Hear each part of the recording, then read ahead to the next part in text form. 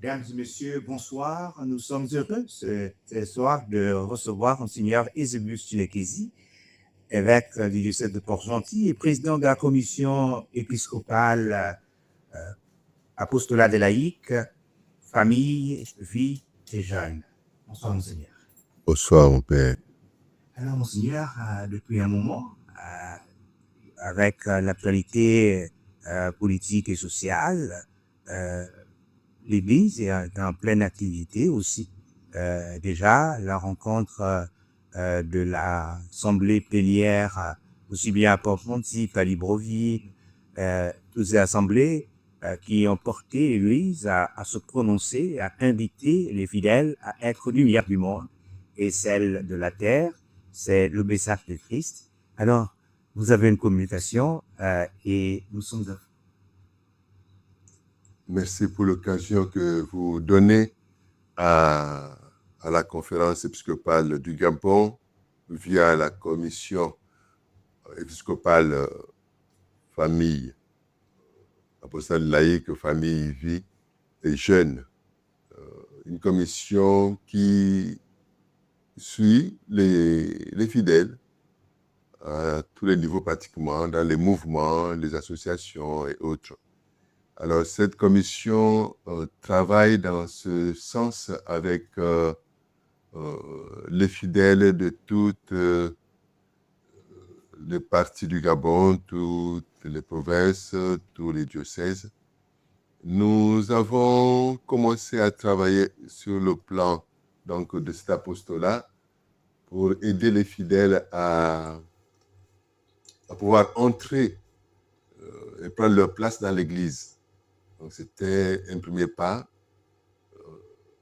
où nous avons tenu une session nationale sur le thème de l'engagement du chrétien donc, dans sa paroisse, dans l'Église, dans un mouvement quelconque dans l'Église. C'était une première étape qui n'a pas dit son nom parce qu'on n'avait pas choisi de faire une deuxième session qui pourrait compléter celle-là. Et de fil à aiguille, en réfléchissant un tout petit peu avec les collaborateurs, on a pensé qu'il fallait une session sur l'engagement du chrétien en politique. Le traitement de ce sujet a amené à penser à l'engagement chrétien dans la politique, du chrétien dans la politique, et l'engagement du chrétien donc, dans la société. Et tout cela a été vu à cette deuxième session. Avec l'actualité que nous vivons aujourd'hui, nous avons donc pensé poursuivre dans cette voie de l'engagement, en écoutant le Saint-Père qui nous appelle à nous engager aussi, la synodalité et tous ces sujets qui sont développés aujourd'hui. Alors nous avons pensé qu'il fallait aider les fidèles à voter chrétiennement.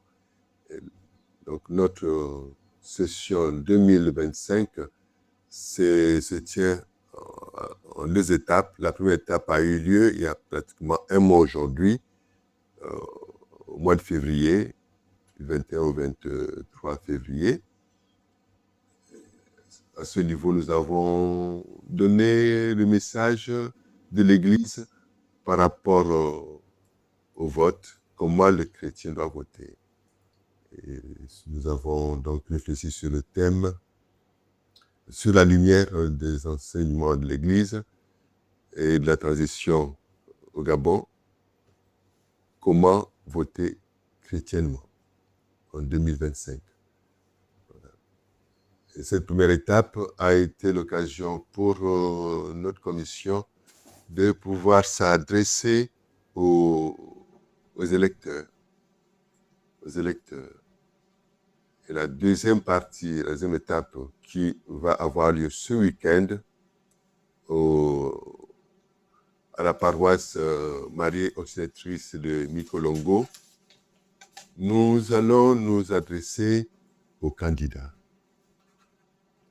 Que dit l'Église aux candidats, aux élections, d'une manière générale, Et nous appuierons sur le cas du Gabon particulièrement.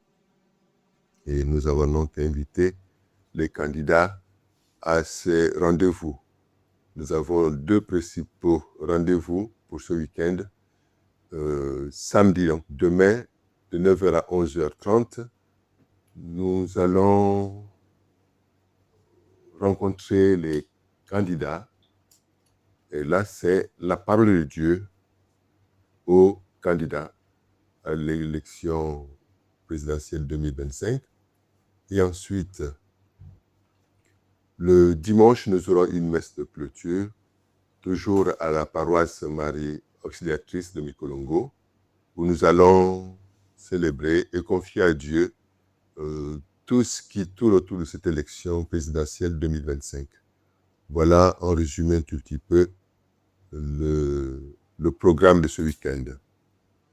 Le rendez-vous samedi à Mikolongo à De partir de 9h jusqu'à 11h. jusqu'à 11h30 à peu près. Et le Le dimanche, à partir de 10h, ce sera la messe de clôture. Et sont invités les 4 candidats aux élections présidentielles. Bien sûr, Et ou leurs représentants en cas d'absence. Les fidèles, ceux qui sont de cette paroisse, ils seront. Les autres peuvent prier dans leur paroisse. Ceux qui vont effectuer le déplacement, les portes sont ouvertes. C'est l'église du bon Dieu. Voilà. Excellence, merci. Et merci à vous. Vous venez de célébrer à Port-Gentil le 22e anniversaire de la création de votre diocèse. Oui. Comment se porte Port-Gentil, le diocèse de Port-Gentil? Port-Gentil évolue malgré les difficultés de tous ordres qui jalonnent son parcours. Le diocèse avance avec la grâce de Dieu. Les difficultés, il y en a, c'est pas ce qui manque. Mais, Dieu conduit son Église, qui est à Port-Gentil. Ce Dieu qui conduit son Église, nous sollicitons la bénédiction de Dieu de votre part pour non seulement nous qui sommes ici à notre ville de l'Eliade, mais aussi pour tous ceux qui nous suivent et qui sont là et qui ont écouté avec joie le message que nous avons apporté ce matin. Alors, nous nous tournons vers Dieu et nous ouvrons nos cœurs pour recevoir ces bénédictions. Le Seigneur soit toujours avec vous. Et avec votre esprit. Que Dieu Tout-Puissant, dans sa miséricorde, vous bénisse et qui est Père et Fils et Saint-Esprit. Amen. Voilà. Merci. Bonne continuation à vous. Courage pour tout ce que vous faites. Ça donne à l'Église d'aller plus loin. Merci pour votre présence. Merci.